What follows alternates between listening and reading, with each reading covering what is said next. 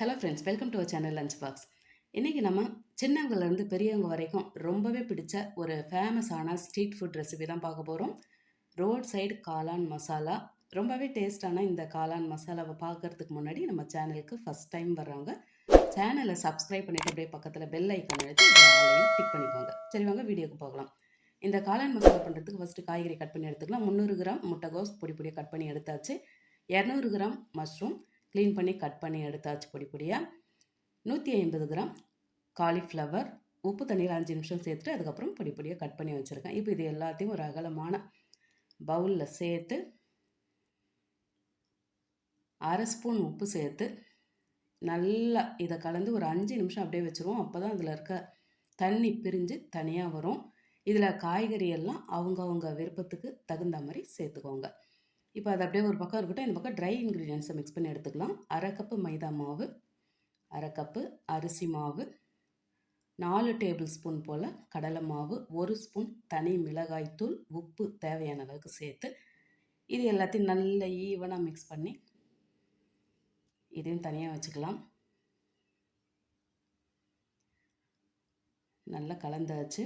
இப்போ இந்த பக்கம் பார்த்தீங்கன்னாக்கா நாம் உப்பு போட்டு கலந்து வச்சுருக்கேன். இந்த காய்கறி பார்த்திங்கன்னா தண்ணி தனியாக பிரிஞ்சு வந்திருக்கு. இது பாருங்க, உங்களுக்கு தெரியுதுன்னு நினைக்கிறேன். இது பாருங்க, ஒரு ஓரமாக ஒதுக்கி காட்டுறேன். தண்ணி நல்லாவே பிரிஞ்சு வந்திருக்கு. இப்போ இந்த தண்ணியை நாம் ஒரு வடிகட்டி வச்சு வடிகட்டி எடுத்துக்கலாம். இந்த மாதிரி ஒரு வடிகட்டியில் சேர்த்து நல்லா எந்த அளவுக்கு அழுத்தி பிழிஞ்சு எடுக்க முடியுமோ அந்த அளவுக்கு அழுத்தி பிழிஞ்சு எடுத்துக்கலாம். நீங்கள் கொஞ்சமாக இந்த காளான் மசாலா பண்ணுறீங்கனாக்கா இவ்வளோ வேலை தேவை கிடையாது. நீங்கள் ஸ்ட்ரெயிட்டாகவே அந்த பவுட்ரு எல்லாமே சேர்த்து நீங்கள் கலந்து அதை வடையாக தட்டி போட்டு பொரித்து எடுத்துக்கலாம். ஆனால் இது கொஞ்சம் குவான்டிட்டி அதிகமாக இருக்கிறதால இந்த மாதிரி பண்ணுறோம். நாம் இந்த மாதிரி பண்ணாமல் அப்படியே ஸ்ட்ரெயிட்டாக மிக்ஸ் பண்ணி எடுத்தோம்னாக்கா ஃபஸ்ட்டு டைம் இந்த வடை சுட்டு எடுக்கும்போது சரியாக இருக்கும். ஆனால் அதுக்கப்புறம் பார்த்தீங்கன்னாக்கா அப்படியே தண்ணி விட்டு ரொம்பவே எண்ணெய் கோத்துக்கும். அதனால் இந்த மாதிரி பண்ணால் நல்லாயிருக்கும். இப்போ பாருங்கள், நல்லா உதிராக நம்ம பிழிஞ்சு எடுத்தாச்சு. பேலன்ஸ் இருக்கிற இந்த தண்ணியை நம்ம லாஸ்ட்டாக இந்த கிரேவிக்கு யூஸ் பண்ணிக்கலாம். இது வேஸ்ட் பண்ண போகிறதில்ல. இது தனியாக வேறு ஒரு பாத்திரத்துக்கு மாற்றிட்டு இதே பவுலில் நம்ம பிழிஞ்செடுத்த அந்த காய்கறியை சேர்த்துட்டு இது கூடவே 1 ஸ்பூன் துருவின பூண்டு, 1 ஸ்பூன் துருவின இஞ்சி, 2 பச்சை மிளகாய் பொடி பொடியாக கட் பண்ணி சேர்த்து 1/2 கப்பு வெங்காயம் பொடியாக கட் பண்ணி சேர்த்துட்டு தேவையான அளவுக்கு கட் பண்ண கருவேப்பிலை கொத்தமல்லியும் சேர்த்து இப்போ எல்லாத்தையும் ஃபஸ்ட்டு மிக்ஸ் பண்ணிவிடுவோம். அதுக்கப்புறமா நம்ம ட்ரை இன்க்ரீடியன்ஸை கலந்து எடுத்துக்கலாம். இந்த மாதிரி நம்ம தனித்தனியாக கலந்து எடுத்துக்கிறதால எல்லாமே ஒன்றா ஈவனாக மிக்ஸ் ஆகி வரும். இப்போ நம்ம கலந்து வச்சுருக்க அந்த பொடி எல்லாமே சேர்த்து தண்ணி சேர்க்காமல் நல்ல டைட்டாக அழுத்தி பிசைஞ்சு எடுத்துக்கலாம். அப்போ தான் நல்லா அந்த மசாலாவில் நல்லா பிடிச்சி இருக்கும். இதில் எக்ஸ்ட்ரா தண்ணி எதுக்கும் தெளிக்கக்கூடாது. நம்ம அதில் இருக்க எக்ஸஸ் தண்ணியை வேறு நம்ம வடித்து எடுத்துருக்கோம். நல்லா அழுத்தி மிக்ஸ் பண்ணி எடுத்தோன்னா நல்லாவே இந்த மசாலாலாம் கலந்து வரும். இந்த அளவுக்கு நல்லா கலந்து எடுத்தாச்சு.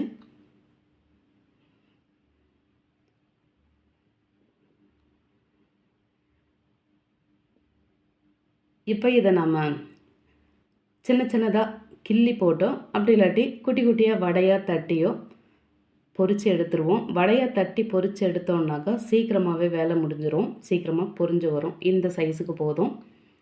இப்போ எண்ணெய் இந்த பக்கம் காஞ்சிட்ருக்கு. அதில் நம்ம தட்டி வச்ச இந்த குட்டி குட்டி வடையை சேர்த்து பொரித்து எடுத்துக்கலாம்.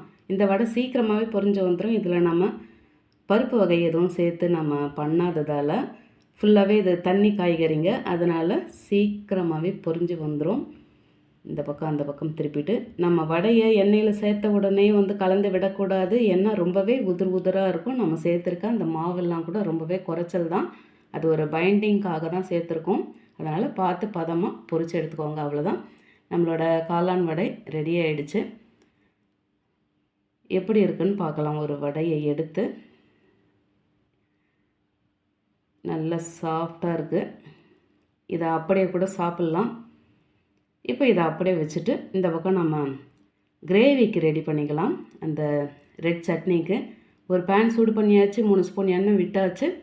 10 பல் பூண்டு, 4 மீடியம் சைஸ் தக்காளி, கட் பண்ணி சேர்த்தாச்சு. காரத்துக்கு 7 காஞ்ச மிளகாய் சேர்த்து இதை அப்படியே ஒரு முறை லைட்டாக கலந்துட்டு, இதை வதக்கணும்லாம் வேண்டாம், கொஞ்சமாக தண்ணியை சேர்த்து உப்பு ஒரு 1/4 ஸ்பூன் சேர்த்து கலந்துட்டு அப்படியே மூடி போட்டு வச்சுருவோம். இது அப்படியே வெந்து வரட்டும்.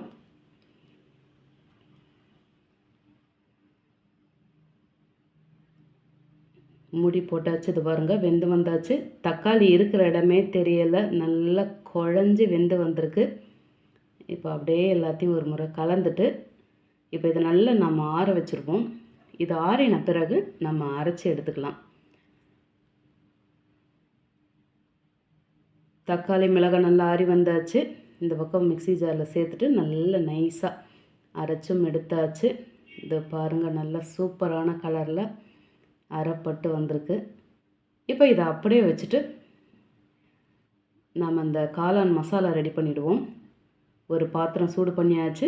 அதில் 3 ஸ்பூன் எண்ணெய் விட்டுப்போம். இது வந்து நம்ம அந்த வடை சுட்டு எடுத்த எண்ணெய் தான். இதில் 1 கப்பு வெங்காயம் பொடியை கட் பண்ணி சேர்த்து,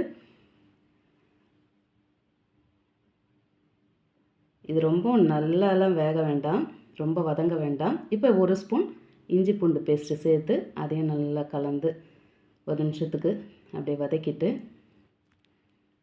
1 ஸ்பூன் மிளகாய்த்தூள், 1 ஸ்பூன் தனியாத்தூள், 1/2 ஸ்பூன் சீரகத்தூள், 1/4 ஸ்பூன் சிக்கன் மசாலா, 1/4 ஸ்பூன் மஞ்சள் தூள் சேர்த்து உப்பு தேவையான அளவுக்கு பார்த்து சேர்த்துட்டு இப்போ எல்லாத்தையும் ஒரு முறை மிக்ஸ் பண்ணிவிட்டு, இது கூடவே மறக்காமல் 1/2 ஸ்பூன் மிளகுத்தூள் சேர்த்துக்கோங்க. நம்ம அரைச்செடுத்த அந்த தக்காளி பேஸ்ட்டை சேர்த்துட்டு 1 spoon soya sauce, 1 spoon tomato sauce சேர்த்து இப்போ எல்லாத்தையும் ஒரு முறை நல்லா கலந்துக்கலாம். நல்ல கலர்ஃபுல்லாக இருக்குது. நல்லா கலந்தாச்சு. எண்ணெய் பிரிஞ்சு வரும்போது ஒரு குட்டி பவுலில் 2 ஸ்பூன் கார்ன்ஃப்ளவர் சேர்த்துட்டு நம்ம எடுத்து வச்சுருக்க அந்த காய்கறி எக்ஸ்ட்ராக்டை ஊற்றி அதை அப்படியே கட்டிகள் இல்லாமல் நல்லா மிக்ஸ் பண்ணி விட்டுருவோம். பேலன்ஸ் இருக்க அந்த காய்கறி தண்ணியும் நான் சேர்த்துட்டேன். இப்போ இதை நம்ம அந்த கலவையில் மிக்ஸ் பண்ணி தேவையான அளவுக்கு தண்ணி சேர்த்துருவோம். சேர்த்தாச்சு. இப்போ நல்லா அடிக்கான ஒரு முறை கலந்து கொடுத்துட்டு, பார்க்கவே கலர் சூப்பராக இருக்குது. இப்போ மூடி போட்டு அப்படியே ஒரு கொதி வர வச்சுக்கலாம். இது பாருங்கள் கொதித்து வருது. இப்போ அடிக்கான ஒரு முறை கலந்து விட்டுருவோம். ஏன்னா நம்ம அந்த கார்ன்ஃப்ளவர் மாவு வந்து சேர்த்துருக்கோம். இப்போ நம்ம பொரித்து வச்சுருக்க அந்த வடையை 2 கிள்ளி வச்சுருக்கேன், அதையும் சேர்த்தாச்சு. இந்த வடையை ரொம்ப நம்ம மசிக்கணும் கூட அவசியம் கிடையாது. இந்த சூடான கிரேவியில் நல்லா கலந்து வரும்போது நல்லா அது உதிராக வரும். இப்போ நல்லா கலந்தாச்சு. அப்படியே ஒரு 2-3 நிமிஷத்துக்கு அடுப்பை ஸ்லோவில் வச்சாக்கா அதை பாருங்கள் எல்லாமே நல்லா கலந்து வந்திருக்கு. நம்ம இந்த வடை சேர்த்த மாதிரியே தெரியல, அப்படியே ஒரு கூட்டு பதத்துக்கு வந்தாச்சு. இப்போ நம்ம கட் பண்ணி வச்சுருக்க ஃப்ரெஷ்ஷான கொத்தமல்லியை சேர்த்து ஒரு முறை நல்லா கலந்து எடுத்தாக்கா நம்மளோட எல்லாரோட ஃபேவரட் ரோட் சைடு காளான் மசாலா இதோ ரெடி ஆகிடுச்சு. வெளியே வழக்கமாக வாங்கி சாப்பிட்ட இந்த காளான் மசாலாவை வீட்டில் செய்து சாப்பிடும்போது அப்படி ஒரு சந்தோஷம் கிடைக்கும். என்ன ஒன்று, இந்த மசாலாவை நம்ம சூடாக சாப்பிட்டா தான் நல்லாயிருக்கும். முட்டைகோஸ் சாப்பிட அடம் பிடிக்கிற பசங்க கூட இந்த மாதிரி காளானை செய்து தரும்போது ரொம்பவே என்ஜாய் பண்ணி சாப்பிடுவாங்க. இதுக்கு மேலே நல்ல பொடி பொடியாக கட் பண்ண வெங்காயம், பொடி பொடியாக கட் பண்ண கொத்தமல்லி சேர்த்து பொரித்து வச்ச அந்த காணையும் சேர்த்து சாப்பிடும்போது டேஸ்ட்டு அப்படி இருக்கும். நல்ல இந்த ஒரு புளிப்பு டேஸ்ட்டோட இந்த மேலே இந்த சேர்த்துருக்க பொரிச்ச கான் அப்புறம் இந்த பச்சை வெங்காயத்தை சேர்த்து சாப்பிடும்போது வேறு லெவல் டேஸ்ட்டாக இருக்கும். நீங்களும் இந்த ரோட் சைட் காளான் மசாலாவை செய்து சாப்பிட்டு எப்படி இருந்தது மறக்காமல் கமெண்ட்டில் சொல்லுங்கள். ரெசிபி பிடிச்சிருந்தால் லைக் பண்ணிவிட்டு அப்படியே வீடியோவை உங்கள் ஃபேமிலி அண்ட் ஃப்ரெண்ட்ஸுக்கு ஷேர் பண்ணிக்கோங்க. தேங்க்ஸ் ஃபார் வாட்சிங்.